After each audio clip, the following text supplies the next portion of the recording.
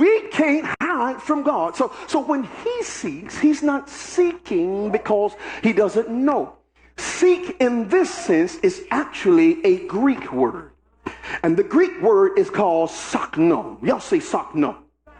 Sakno. The Greek word in this case means he's seeking or he's calling or requesting you for the purpose of proving you. Let me say it again. He's calling or requesting your presence for the purpose, Brother Malcolm, of proving you. So let's put it together. The Father seeks such to worship him. In other words, he's calling you out because he wants to prove to the world that you're a true worshiper. He's calling you out because he wants to prove to the world, watch this, not what you think you are, but what he knows you are.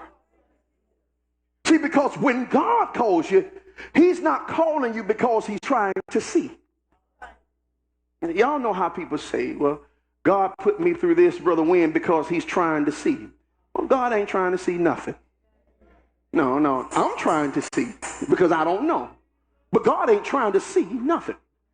But what he's showing you, he's showing everybody else what he already sees. So when God calls you, can I give you an example? God called David. It wasn't that God called David because he was trying to see if he was king. God called David because he was already king.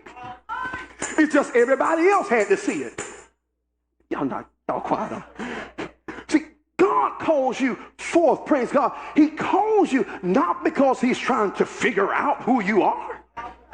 He called you because he's showing everybody else who you are. That you are somebody great. That you are somebody special. That you are the head and not the tail. See, when God calls you, all you've got to do is answer. And if you answer God's call, Brother Nick, he'll take care of everything else. So verse 24, verse 23, he's looking. But then in verse 24, I saw something interesting. And what I saw Jesus double down. He said it again. This is the second time that he said it. He said, God is a spirit. Again, like I didn't catch it the first time. Okay, but he said it again for a purpose.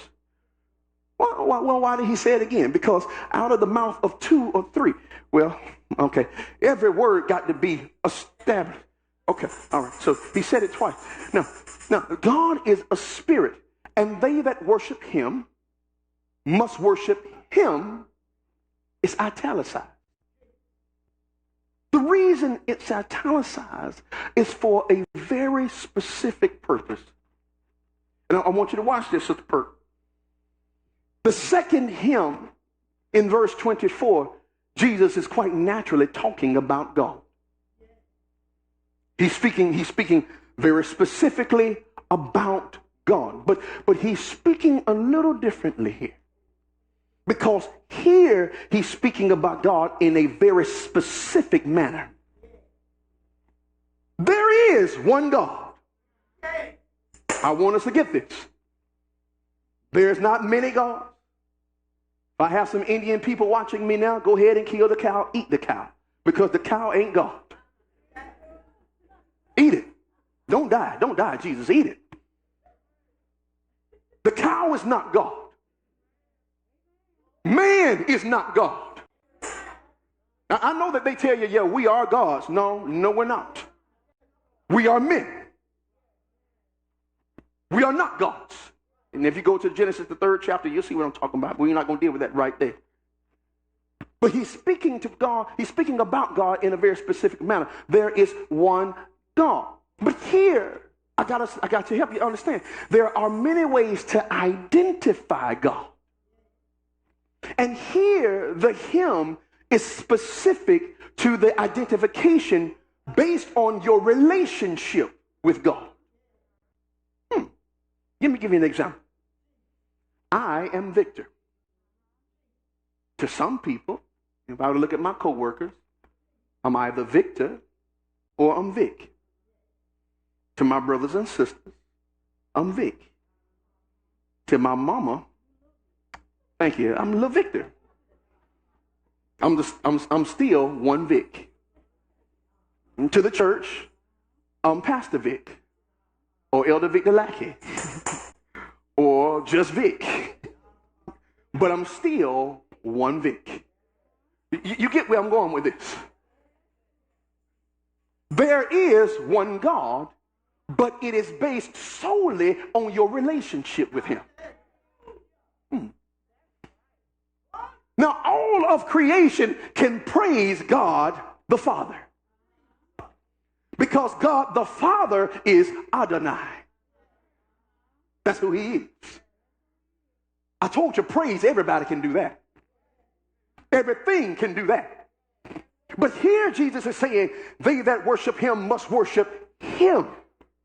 Which means that this him is not Adonai. This him is Abba. Which means my adopted father. Or the father that I have accepted. Or the father that I have received. Or the father that I have recognized.